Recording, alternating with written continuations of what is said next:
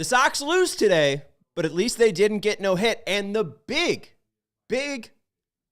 silver lining, the Sox won the series. We'll talk about it more here on the CHGO White Sox postgame show.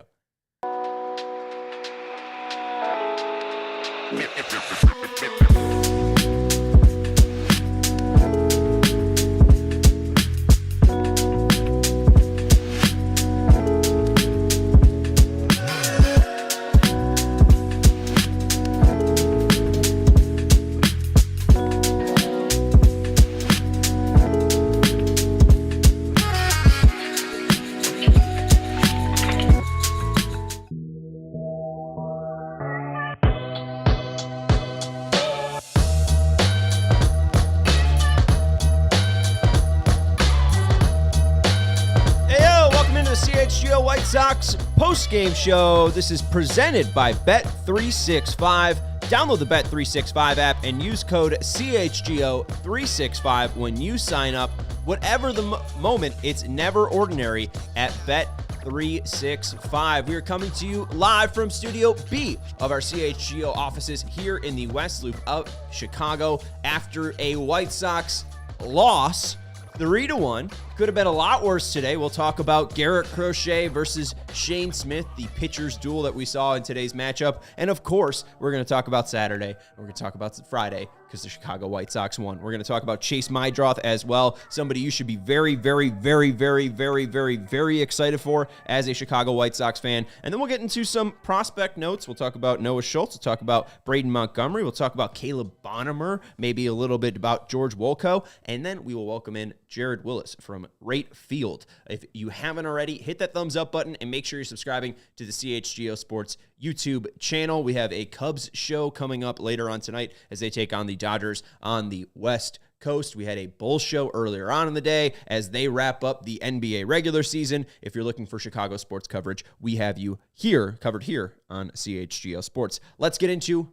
today's game. Sox lose 3-1, and as I said many times already, it could have been worse. Garrett Crochet, have you heard of him? He had one of the best starts of his career, maybe if not the best start of his career. And of course, it comes in a Red Sox uniform and not a White Sox uniform. You may remember Garrett Crochet was the Chicago White Sox All-Star in 2024. And this offseason, Chris Getz and the Chicago White Sox did not entertain extension talks with Crochet. They look to deal him. They send him to Boston in December. They get back Kyle Teal. They get back Braden Montgomery. They get back Chase Meidroth, and they get back Wikelman Gonzalez. But Crochet has been fantastic for Boston so far. I believe he gets credited with an earned run today, but his ERA is under 2. He struck out 11 today, and as we said already, he barely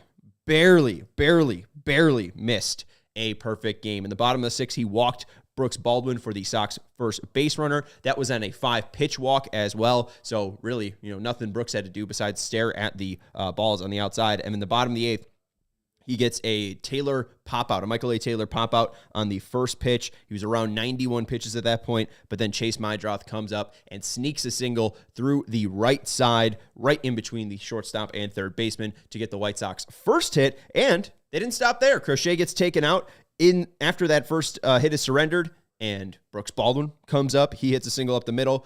Meidroth goes first to third. Nice piece of running by Meidroth. Good job by Baldwin, knowing, too, that throw goes to third base, that he can move up to take second. Tice then comes in, drives in a run, so the Sox avoid the shutout. They made it 2-1 in the bottom of the 8th. They tried to threaten and tie that game up in the bottom of the 8th. Greg Jones came in for Tice as a pinch runner. He stole second base, so Sox had runners on second and third. Vargas worked a full count, ended up seeing a 9-pitch at bat, but wasn't able to do any damage, flew out, and that's where the Sox game pretty much ended. Trevor Story added a home run in the 9th inning to make it 3-1, but the story of today's game is revenge from Garrett Crochet. There were some quotes that came out on Friday that I know some people were a little bit frustrated, especially White Sox fans, because they felt like Crochet didn't really give enough to the fandom, didn't really speak enough to his first 4 years in Chicago. But I think you have to think of it from his standpoint. This is a player that was drafted in the COVID season in 2020, didn't really have a true idea of what his future was going to look like. He was trying to be a starting pitcher at Tennessee, but just didn't have a full season his junior year due to COVID. He ends up getting taken pretty much in the top 10 of the 2020 draft by the Chicago White Sox, and they completely have him skip the minor leagues. They have him skip every single level. They go from having him throw in the, what's it called, the pilot camp or the satellite camp down at Schaumburg with the Boomers, and he's throwing 100 just, warming up, throwing long toss, throwing 100. He built himself up, skipping the minor leagues, taking a chance at his major league career, doing fairly well for the White Sox. But even then, that first year, they put him in a difficult situation, kind of cold to close out, to fill in for Dane Dunning in that Oakland game. And you see his arm starts to act up. He comes back in 2021, but then that leads to Tommy John in 2022. He misses all of 2022. He comes back in 2023, rehabbing off of Tommy John, doesn't really get a full season. And then in 2024, the team loses 121 games. And yes, he was great, but even by the end of the year in September, he's not really feeling, oh, wow, I did fantastic. It's mostly he's pitching to a crowd of people that are saying sell the team as I break the clip off my pen there. The chance of saying sell the team. I don't think that he grew very fond of Chicago, and that's not really anything that Sox fans could do. He didn't have that many great memories, and all of 2024 was basically him trying to prove to the front office, him trying to prove to all of Major League Baseball that he can be a starting pitcher. So him trying to find some edge of the White Sox wouldn't pay me and Boston would, and they showed up to the plate and gave me $170 million. Like, if I'm Garrett Crochet, of course I want to get revenge on the Chicago White Sox. I have a built-in angle on this team to come up, ramped up, and try to dominate. The Red Sox came up and gave him the value that he thought. And the team that even drafted him 4 years ago, that he pitched well enough and worked his tail off to become this great starting pitcher that can get you 4 prospects like this. I bet he feels slighted. And it seemed like he was slighted. And I think he was honestly pretty miffed at the fact that Meidroth broke up that no-no. And you could see the standing ovation that the White Sox fans give him. It's a nice effort from White Sox fans to try to give him some acknowledgement, but the fact that he didn't tip his hat, the fact that he didn't really say thanks for the recognition, I don't think that he wanted to come out in the 8th inning. I think he probably wanted to go for a complete game shutout, and I think that he probably felt like he could have dominated Meidroth or everyone else behind Meidroth, and probably just felt a little miffed that he really couldn't even finish out the no-hitter or finish out the game completely. He was pulled at 96 games, and if I was Crochet, I would have felt like I could have gone out there and just dominated, because what is Jacob Maya going to do to me? What is Michael A. Taylor, Matt Tice going to do to me? Brooks Baldwin, Meidroth had the one successful at-bat for the Chicago White Sox today. Crochet was absolutely brilliant. Kevin Wells is our producer. If you want to flash the Crochet swings and misses, Crochet had 96 pitches today, 17 whiffs, 15 called strikes. That's a called strike plus whiff percentage of 33%. MLB average for a start is around 30%, so 3% better than Major League average. That's how he goes into the 6th. Perfect. That's how he goes into the 8th, hitless. But you could just see that the four-seam fastball and cutter are his 2 dominant pitches. He started working in a sinker as well later in his career with the Chicago White Sox, and you could see 3 sinkers that he threw there lower in the zone. But he is still pretty much the same pitcher that we saw last year, a guy that's just going to load up the strike zone consistently with fastballs. And the funny thing is, really until the 6th inning, he didn't look that dominant. We've seen much better starts from Garrett Crochet just last year, and it wasn't until the 6th inning, 7th inning, and 8th inning that he started to ramp up that velocity, and that we started to see a little bit more swings and misses. He had some point where he had 4 straight strikeouts in the 7th inning. So just a really efficient start from Garrett Crochet, a really determined start from Garrett Crochet, and he's exactly what they traded away. I was totally fine if the White Sox wanted to extend him, and that is absolutely a hang-up Sox fans should have with this organization. And you called it. You said last week Crochet was going to shove against his team a week from last Sunday. And to be fair, I thought it was going to be next week. I thought it was going to be Patriots Day on the 21st on that Monday. I didn't think that he was going to be pitching in Chicago. But yeah, there you go. Don't let the facts get in the way of a good story. Yeah, Dave Barista says Garrett Crochet has a ton of risk with that contract. No, he doesn't. I don't understand what the risk is. He gets hurt. I mean, he's 26. I mean, Jacob deGrom got hurt so many times, and teams would give Jacob deGrom the contract that the Rangers gave him 100 times over 100 because of what he can do when he's healthy. Garrett Crochet, you got to look at the entire body. Like, this guy didn't have a normal season in his major league career. In 2020, he's dealing with COVID and is called up, not ever dealing with minor league pitching. Then in 2021, you finally get like your first chance to be a reliever, but the whole time he's trying to be a starter. He deals with Tommy John in 2022. He's injured for most of 2023 and working his way back. And then in 2024, it's his first year as a starter, and he has the second fewest inning pitched for a 200K season. It was something like that. I mean, the guy had one of the most dominant innings or dominant seasons ever for a starting pitcher with the little amount that he threw. There is no risk. There's risk that he can get hurt, but that's risk with every single player. This guy is the elite of the elite. This guy can throw 97 seemingly, effortlessly. There is no reason why the White Sox should have traded him. And the reason they didn't trade him is because the owner didn't want to give a $170 million contract. Getz, I think, traded him at the right time. I don't think it was wrong for him to not trade him at last year's deadline. I think it was fine for him to wait to the offseason. He did fine in that trade, but the giant question is the same question you're asking yourself in 2016 with Chris Sale. Chris Sale wins a World Series with the Boston Red Sox. He does fantastic for them until 2024, and then he leaves them, and he wins a Cy Young with Atlanta. 10 years later, or 8 years later after the trade, he's winning a Cy Young with a completely different team. This is complete next level, upper echelon talent in Garrett Crochet, and the White Sox let him go, just like they did with Chris Sale. Doesn't mean it's going to be a bad move in 4 to 5 years, but thankfully Chase Meidroth looked as good as he did this weekend. Braden Montgomery's looking very nice down in the minor leagues. Kyle Teal had a really hot start. Those guys, those three specifically, need to hit for this trade not to look terrible. And you could go and look at the Sale trade. They ended up getting, quote unquote, better prospects than they did in this trade. I mean, Sale gets Moncada and Kopech, the 1 and 2 prospects for the Red Sox. The 1 and 2 prospects for the Red Sox this year were Roman Anthony and Christian Campbell. Campbell, who plays in this game today, starting at second base for the Red Sox, who just signed an extension. Like, you can even question, did they even get the best prospects for Crochet? I don't see any of the red flags with Garrett Crochet. You have just seen 3 straight starts from him where he throws over 100 pitches in a start. It's ramping up to a guy that is going to consistently, or at least over the next 10 years, likely give you 6 seasons of 200-plus innings.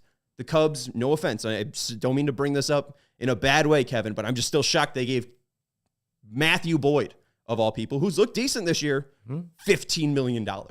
Like, Garrett Crochet is 4 times the pitcher that Matthew Boyd is. And Boyd's had a very, very impressive career. But Garrett Crochet is, again, I think next level of what you've seen. And again, he didn't even have that large of a sample size at Tennessee. And he comes out completely skipping the minor leagues, looking this dominant and continuing to look this dominant in 2024 and 2025.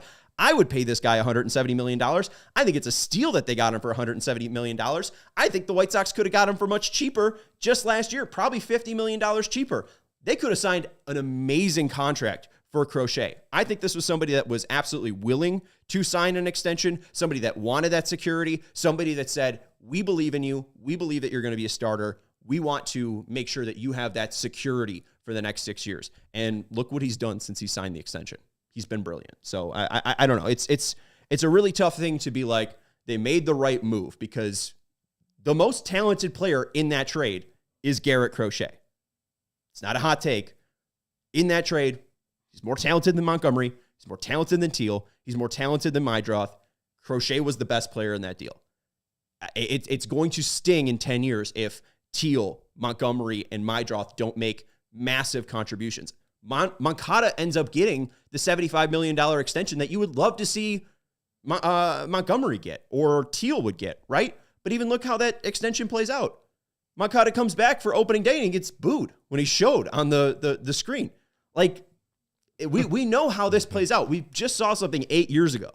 I don't know if you could just say, I wouldn't give this guy that contract, because the talent is just oozing off the screen. He almost threw a no-hitter today, just effortlessly. Not even with his best stuff, he almost threw a no-hitter. Just absolutely amazing from Garrett Crochet. It sucks to watch him pitch.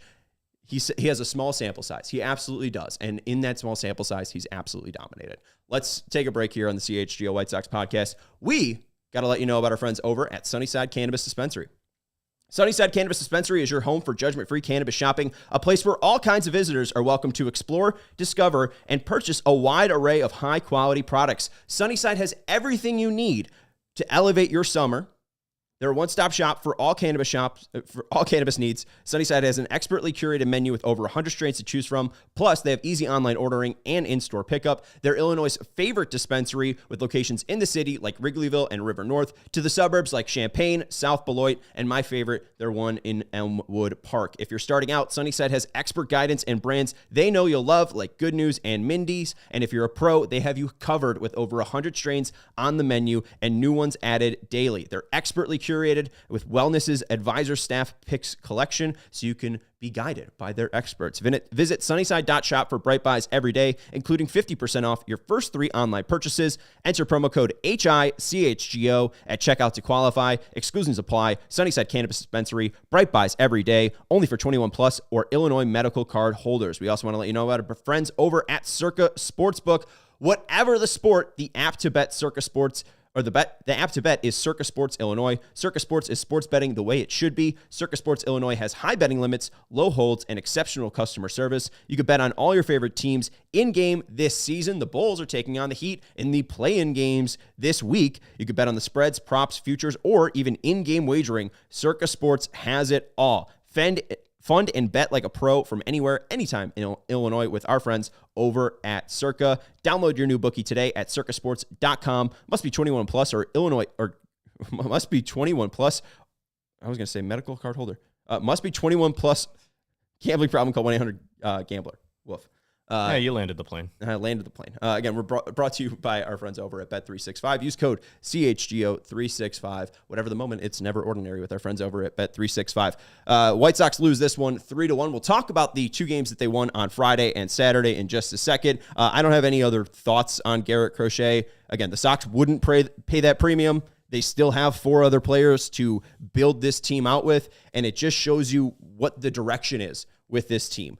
You could just look at the Meidroth call-up. They waited until the last possible second, but also the first possible second, like to where, that the day they called him up was the day that gave them the ability to manipulate a service time. He needed to play, I think, like 2 weeks down there before the full year would kick on. So if he started on opening day, the roster on opening day, he would have already had a full entire year of service time if he plays until September. The fact that they waited the 2 weeks, service time manipulation, they're able to now keep him for 6 years, not including this year. So now pretty much Maidroth clocks his first year of actual time will be next year, then arbitration for 3 years then. So he'll be under arbitration until 2028.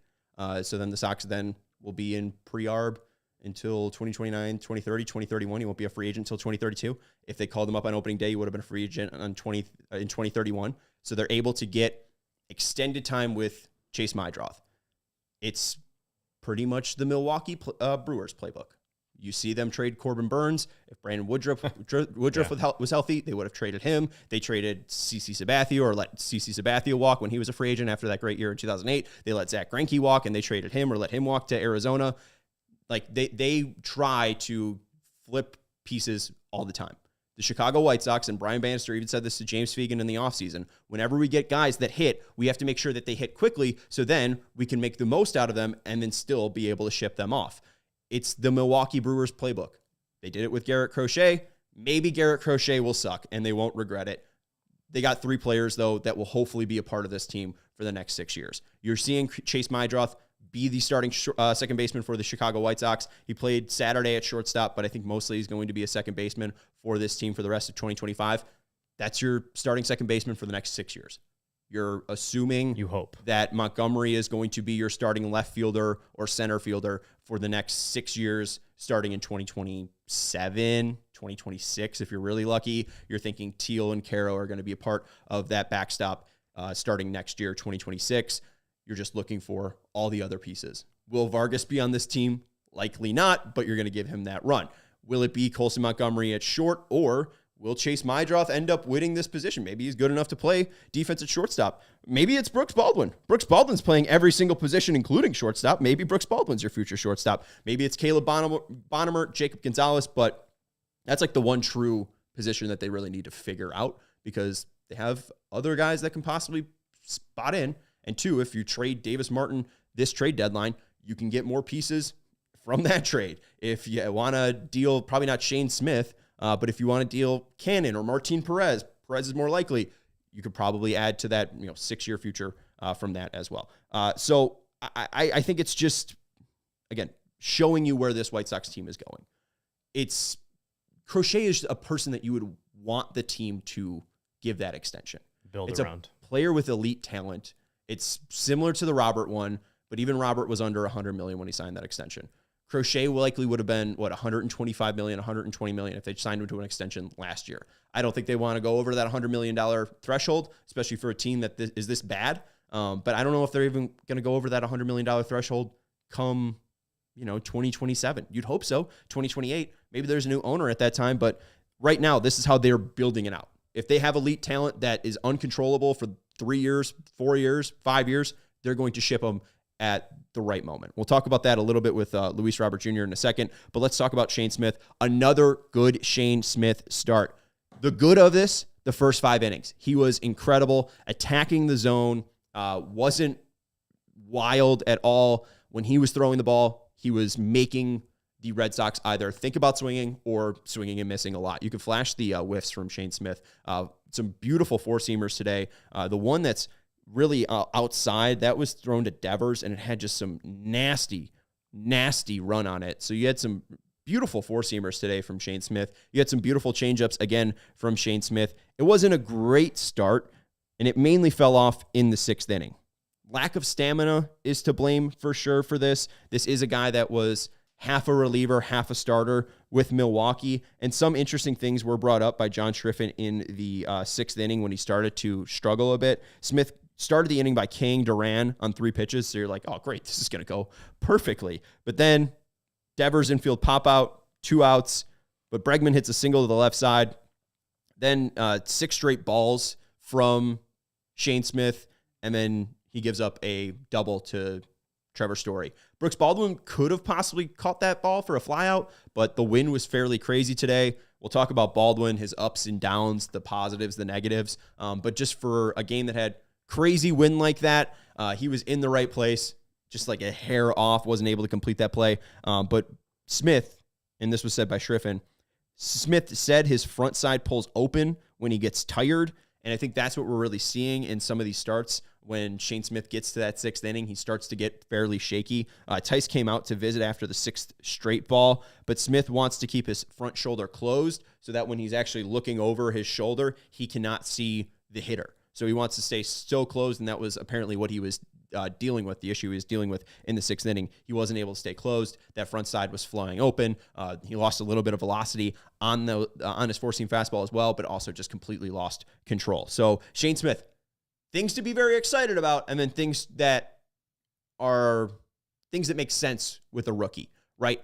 He looks very good for 5 innings, but he still needs to build up that stamina. He still needs to build up that tank as a starter. And I guess that's what's so surprising by Garrett Crochet, is a guy that never had that starting base, that never had that ability to go 150 innings, and he cruised by his prior career high, which was like 69 innings pitched in college. He went to 100 innings, went to 150. Like, Crochet seemingly has an endless tank, where Shane Smith, again, not this elite talent, but someone they've been really able to be able to pop this year. Like they've been able to get some really great innings out of him. Shane Smith, his first 3 starts, 5 2/3, 2 singles, 4 walks, 3 Ks, 2 earned runs, 6 innings pitched, 2 singles, 1 walk, 1 hit by pitch, 6 Ks, no earned runs, 6 innings pitched, 4 singles, 1 double, 2 walks, 3 Ks, 2 earned runs, 17 2/3 innings so far in 2025 for Shane Smith, 9 hits allowed, 7 walks, 1 hit by pitch, 12 strikeouts, and only 4 earned runs. Can be better, but also I think it's a person that's building. It'll be very interesting to see where Shane Smith is come August. Is he able to be this effective? Will his stamina run out? Is he going to be able to attack more and avoid this 6th inning hiccup? It'll be interesting to see, but definitely a fantastic pick for the White Sox so far in the Rule 5 draft, and another intriguing start from Shane Smith. And if it's a guy that ends up getting too tired in this starting role, he's somebody that will play up in the bullpen. I mean, he can probably hit 97 in a role where, you only having him throw 15 pitches. He could probably get up to, 97 on that four-seam fastball. And then that changeup that he throws already at 92 will just be even more disgusting, less time to react for those hitters. So good start from Shane Smith today. We'll talk about Chase Meidroth in a second. We'll talk about Brooks Baldwin in a second. We'll also be joined by Jared Willis from Rate Field in just a second. Where are we at, Kevin? Are we at 30? Nope. We got some time. Oh, we got 5 minutes. We got plenty of time to chat. We do have plenty of time to chat. Let's talk about Chase Meidroth. Chase Meidroth ends up breaking up the no-hitter for Garrett Crochet today. Made his debut on Friday. Started at second base on Friday, shortstop on Saturday, and then second base today. He had a great weekend against his former team. A 429 average, a 600 on-base percentage. He scored 2 runs, had 3 hits, and 3 walks for Chase Meidroth. Exactly what you wanted to see from Meidroth. And one Hell yeah! Hell yes! Surprise hawk. I was not ready for that one. One thing that Josh Nelson pointed out from Chase Meidroth's StatCast numbers in the minor leagues was that he made 100% contact on pitches in the zone. So whenever he swung at a ball that was in the zone, he made contact 100% of the time. I think he swung about 15% at pitches in the zone, but what it basically shows you is that this guy understands the strike zone, understands what pitches will be called strikes, not called strikes. He understands what pitches he can do damage with. He has such a mature approach at the plate, something I don't think I've seen from a White Sox hitter in a very long time. I don't want to, I don't think that's like a huge compliment because White Sox hitters have been so aggressive, so unruly for the past 5 years, but this is Moncada-ish, maybe. That's a little bit too off because Moncada was like the only person to walk out of the past 5 years.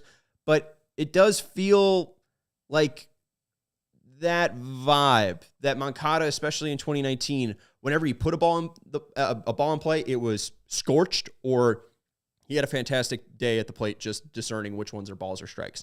I think Meidroth has that elite tool, and he showed it off completely this weekend. Looks pretty comfortable at second base. Shortstop, again, I think he's just not athletic enough, doesn't have a strong enough arm to be a major league shortstop. But the surprising thing is that Brooks Baldwin's still on this roster.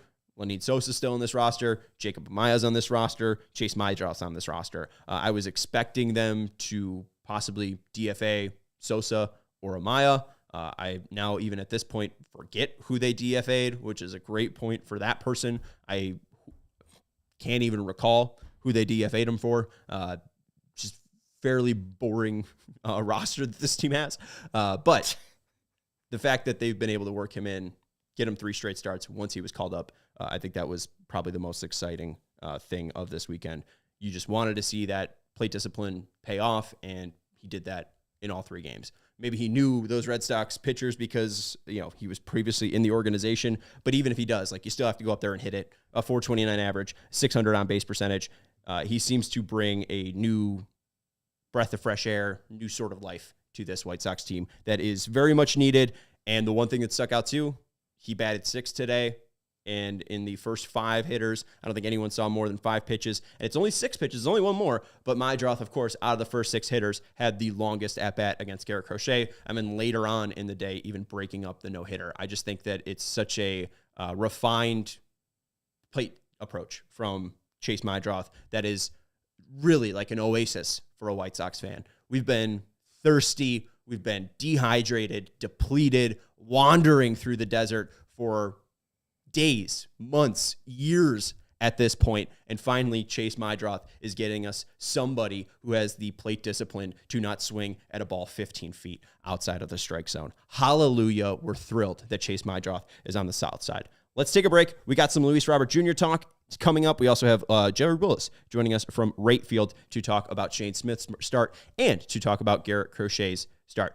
Let's take a break here on the CHGO White Sox podcast. We want to let you know about our friends over at Ray Chevrolet. We're spring cleaning at Ray Chevrolet in Fox Lake. Come in and get fresh savings during our spring clearance sales event, like 0% financing for 60 months, $0 down, 0 payments for 90 days, plus 0 hidden fees on select new Chevy models. Or check out their selection of over 125 vehicles priced under $20,000. With one of Chicagoland's largest Chevy inventories, you'll be sure to find the perfect vehicle for you. And as one of the top selling Chevy dealers in the Midwest, they'll be able to keep their prices competitive, so you know you'll get a great deal. With Ray's Price Promise, you could shop confidently because they have a guarantee of no add-ons, no hidden fees, and no gimmicks, meaning the price you see is the price you pay, and you don't have to worry about price changing, stressful negotiation, or any tricks. The people at Ray Chevrolet just want to help you get into the right vehicle at the right price. So go see for yourself, check them out on Route 12 in Fox Lake, and don't miss out on their spring clearance sales event going on all month long for 0% financing on select new Chevy models. Shop Ray Chevrolet in Fox Lake or raychevrolet.com. We also want to let you know about our friends over at Game Time, the perfect place for Chicago White Sox fans to buy tickets. If you were looking to get last-minute deals on White Sox tickets, there is no better place this year than Game Time. Game started at 6:40 now, maybe 1:10 if it's a day game. But 6:40, you could walk up at Rate Field, getting off the CTA, getting off the Metra, getting out of your car that you parked and paid Jerry $30 for. You could walk over there 2 minutes before the game, have the Game Time app pulled up on your phone, use code CHGO20 to get $20 off your first purchase, and you'll get tickets for like $6. 2 people can go to a baseball game for like $6. That's the one upside of having a bad baseball team, is you get to watch Major League Baseball for a pretty good deal. And you can use Game Time to get the best deal possible. They do have a Game Time guarantee that takes all the guesswork out of buying MLB tickets. If you are able to find a deal on a different app in the same section or row for less, Game Time will credit you 110% of the difference. So take the guesswork out of buying tickets with Game Time. Download the Game Time app, create an account, and use code CHGO for $20 off your first purchase. Terms apply. Again, create an account and redeem code CHGO for $20 off. Download the Game Time app. Last minute tickets, lowest price guaranteed. One question there from Dave Barista. I believe there will be new ownership sooner than has been reported. What I know that some people were at a buzz because of the CNBC thing. I don't know how legit that is. There was no actual reporting in there. It just listed Matt and Justin Ishbia as owners, along with Jerry Reinsdorf, on the Chicago White Sox. Like, it was like their profit made. It was like, reporting on how much money they make and the investments, the current standing. Yeah, they went through every evaluation, team and they were listed. Right. So they were listed. It was like Jerry Reinsdorf, Justin Ishbia, Matt Ishbia. What we know and what we've reported on the CHGO White Sox podcast, and nothing has changed from what I've last reported about 3 weeks ago, is that the Ishbias, specifically Justin's claim to increase his minority share was granted. I don't think everyone that was allowed to sell ended up selling, but Justin Ishbia was able to claim a decent percentage of minority ownership. They had a single percent back in 2021, which was recorded by Sportico. This is much more significant than a single percent. So they are increased minority owners. I don't think this has been approved by Major League Baseball and the owners just yet, but at least what he was allotted to buy was a significant amount. I believe that sale is currently going through, and I believe that especially with him abandoning the process of becoming Twins owner, like, you're going to get new ownership when Jerry Reinsdorf passes away. I don't know how to say that nicer. I don't know how to put that in any other terms, but it seems like that's the case. Jerry Reinsdorf has controlling shares that he has to sell. He has controlling shares that he has to give up. He has allowed the Ishbias to increase their minority ownership, but they do not have any controlling stakes, from what I understand. They've just been able to acquire more minority shares, significantly increase their minority shares, but nothing that, again, will change control of the ownership. Let's go out to Rate Field and talk to our guy, Jared Willis. You can follow him on X, on Twitter, on Blue Sky at JWillis, Y's instead of I's. You can read his writing over at AllCHGO. Hello, Jared Willis. What's up, Sean? How you doing? I'm good. Just very happy we didn't see a no-hitter or a perfect game from Garrett Crochet. Would have been interesting, but also heartbreaking. I don't think you were able to talk to Garrett after the game, but what did you make of this performance? What did you make of this outing? Because we talk about revenge games, and then it does feel a little bit too personal when Garrett Crochet goes out there for 7 2/3 of an inning or 7 1/3 of an inning and just dominates like he did. Yeah, it definitely felt that way. I wasn't getting a good look at the velocity on some of his pitches, but it sure felt like there was a little something extra on some of those. But ultimately Crochet was doing the thing that we got a chance to see some of, especially last year, where he's just really aggressive. He goes right after guys. That was a big part of why he had the perfect game bid going for 5 innings, because he wasn't even really. I think he was in a little bit of trouble for a walk early on once, but until the Brooks Baldwin walk in the 6th inning, there weren't any like particularly long at bats, and so it was just Crochet being very aggressive in the zone. We already know, like, this guy's a very tough pitcher to hit against, lots of strikeouts. But the good thing from the White Sox perspective is, of course, it's no perfect game, no hitter, and Chase Meidroth is the one who breaks up the no hitter, which has to feel at least a little bit like something of a redemption there.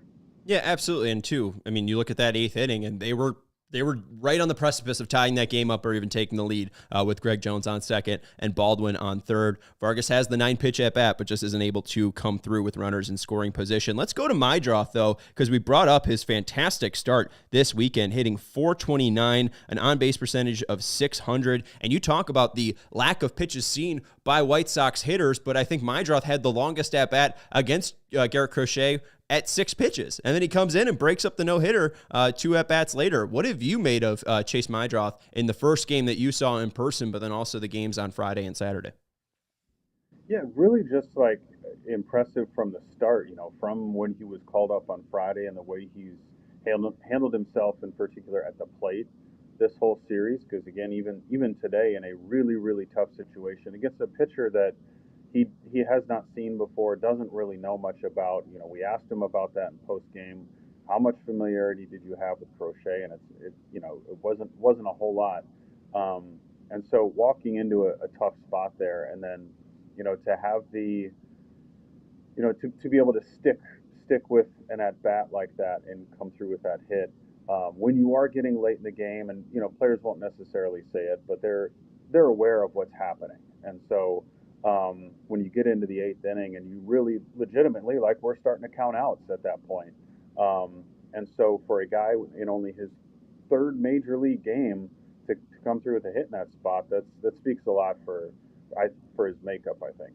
Right. Make Clay Taylor, who's 30-year-old plus vet, he comes up in the at-bat before, and he has a 1-pitch flyout. So it's just like the complete opposite from the guy with age and experience and the youth and amateur. He comes up and he just looks so composed. It was wonderful to see this weekend. And, that's what White Sox fans want from all these prospects that are coming up, but you don't really believe he's going to be this good in the first 3 games. And he was the real deal and some.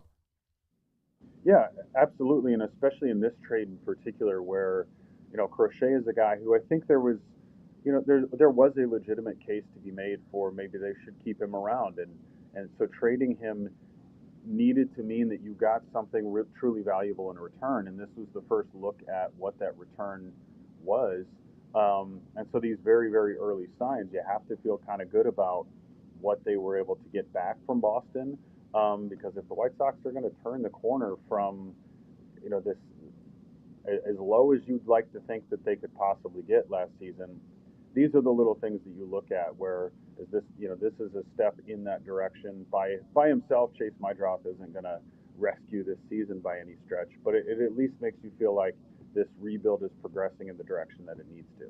Yeah, absolutely. Meidroth was the 3rd prospect of that deal, and he's already made his major league debut looking decently.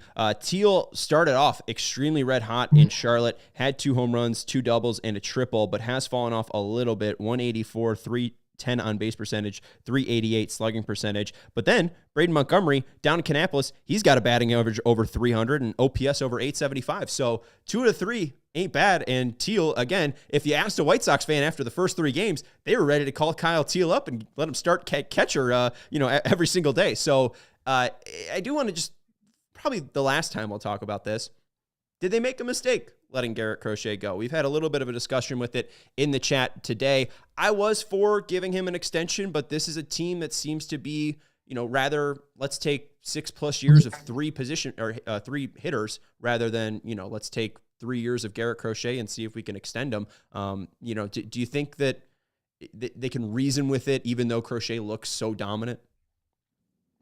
It's a tough one because I also was very much in the camp of I think this is a guy you need to keep in your organization and you need to, talk extension. You need to look at making him a long-term piece that you build around. That was always my feeling about Garrett Crochet, especially for this rotation that does have a lot of young arms in it. When you get somebody that's this good, and you could see it last season, even as the innings limit, took effect and some of that, it was still pretty evident that Crochet is something special. So what he's doing this year is no real surprise. And so was it a mistake? Maybe if 2 out of 3 of these prospects really come through, then maybe at that point you can say no. But where things stand currently, I think the White Sox are better off long-term with him in the organization, but that's not the direction they decided to go, and we'll see what happens. Yeah, we'll see what the future holds for Teal, Montgomery, Meidroth, and of course, everyone's with bated breath waiting for Wiekelman Gonzalez. One thing that I did want to go up to and ask you about was Brooks Baldwin. We saw some good from Brooks Baldwin this weekend. Game-winning hit on Saturday. We saw some iffy things from Brooks Baldwin. You could look at that 2-run double from Trevor Story and him sort of misplaying it in right field. But I wrote this down. There was also the nice play that he had in right field today where he makes a sliding play in foul territory. He was awful on Thursday in left field where him and Vargas couldn't communicate on a foul ball and the ball drops in between them. But then he also gets the walk in the 6th inning that breaks up the perfect game. What should White Sox fans make of Brooks Baldwin? Is there a direction spoken by Will Venable about what we can expect from Brooks Baldwin? Because he's been one of the best players so far through the first, 12, 15 games for the Sox so far. But he's also played 5 games at second, 4 games at shortstop, 4 at right field, 3 in left field, 1 at third base, and 1 at center field. What is the future for Brooks Baldwin? Yeah, it's a great question, but I think the thing to focus on is, the fact that he's showing this tremendous defensive flexibility. And yeah, there's the Trevor Story double, which Baldwin talked about. He said he was shaded in a little bit because he's thinking about, the runner on base. And the wind was a little funky today. And so as that ball is carrying out, he said it was a ball that on a different, without wind is probably over the fence anyway. But he said he was kind of conscious of the wall as he's trying to track the ball at the same time and just lost track of the ball for a split second. And that's all it takes. And he's not making that catch. But you're right. At the same time, he made that incredible run for a sliding catch in foul territory. I'm just impressed with somebody who's as young as he is, who's playing defensively, moving around the way that he is, and is still doing a serviceable job at those positions. I think that it's hard to say, though, future-wise, like what to expect, in particular on defense, because the way the White Sox are right now, you're going to kind of need him to slide around the way that he is. Right, and it seems like Meidroth will mostly play second base. There was a shortstop appearance from him on Saturday, but I think they're likely going to keep him at second base for most of his appearances. So we'll see what happens with Brooks. Maybe he ends up just being the all-time shortstop, or he's just Ben Zobrist and plays everywhere. He's probably got to pick up a first baseman's glove if he really wants to complete the whole diamond. One guy we got to ask about, he makes the start today for the Chicago White Sox. Would you give $170 million to Shane Smith? Maybe not quite yet, okay. But we'll put that we'll table that for now. But yeah, another really solid start from Shane Smith, who's looking increasingly like a great Rule 5 pickup for the White Sox. Based on what you've seen so far, White Sox fans have to be happy there. Nobody wants to crown him the ace of the rotation after 3 starts, but really like going toe to toe with Crochet in a tough spot today, but Smith was impressive. Gave you 6 innings, under different circumstances, very much put the team in position to win, which is what you want your starting pitcher to do. He talked post-game about learning, he's kind of learning his off-speed stuff and some of the situational kinds of things that he's looking at doing, when to use his changeup, his curveball, and particularly today, he said when, I think it was his curveball, he said he wasn't feeling too great with, and so then he had to lean on some other stuff. So you're seeing some growth there just through 3 starts, which is good. Final question I have for you. It does have to do with the team in general. They currently sit at 4-11, but they're 1-5 in 1-run games. In games not decided by 1 run, they're 3-6. Do you think this next time we talk, do you think they'll be better than a 4-11 win percentage, or do you think they'll be around where they currently sit with their win percentage, or even lower? Because it did feel like gloom and doom on Thursday when they hit their 8th straight loss, but now, after a win on Friday, a win on Saturday, and a competitive game today, yeah, guys kind of got me back on the, things aren't that bad train. No, I'm with you. I think I would feel comfortable saying their winning percentage is going to be higher than what it is right now because, 1 or 2 things go a little differently today, and we could be talking about a sweep.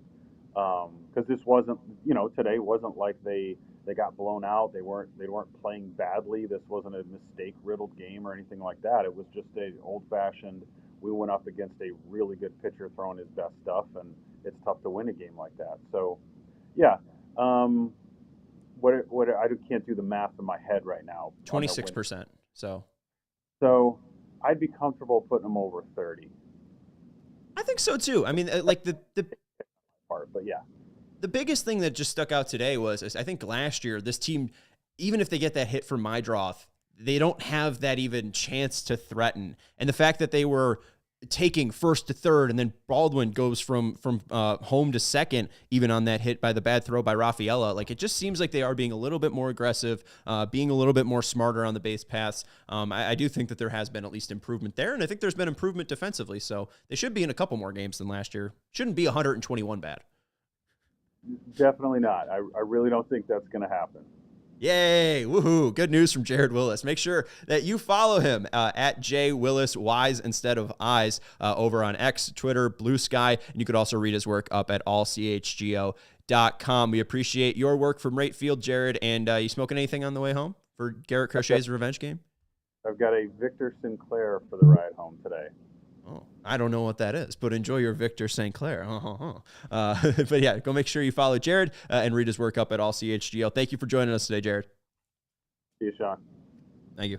And make sure you hit that thumbs up button. We are going to wrap it up here on the CHGO White Sox podcast. You can hit that subscribe button if you haven't already. Subscribe to the CHGO Sports channel. This show has been presented by Bet365. Use code CHGO365 when you sign up. Whatever the moment, if it's sweating out a Rory McIlroy Masters win, it's never ordinary with our friends over at Bet365. Thank you to Kevin Wells for producing the show. I'm Sean Anderson. We'll be back tomorrow with an off-day show at 4 p.m. We'll see you then. We all silly like the mayor.